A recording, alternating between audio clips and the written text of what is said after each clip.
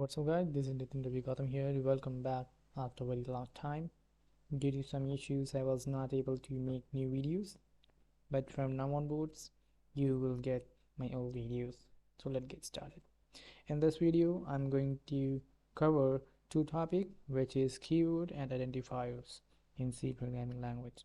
So when I talk about keywords, keywords are predefined reserved words used in programming language that have special meaning to the compiler. For example, here I'm using int number. Int is a keyword which stores integer value. As C is a case sensitive language, all keywords must be written in lowercase. Let's move on.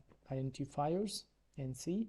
Identifiers refers to the name given to entities such as variable, functions and instructions, etc. Entity identifier must be unique. They are created to a unique name to an entity to identify it during the execution of program.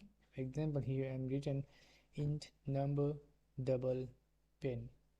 Int is the here number and pin are identifier.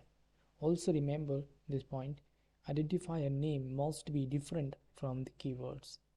You cannot use int or double or any keyword as an identifier. Thank you to watching me, and move on my next video. Before watching my next video, please don't forget to subscribe me. Thank you.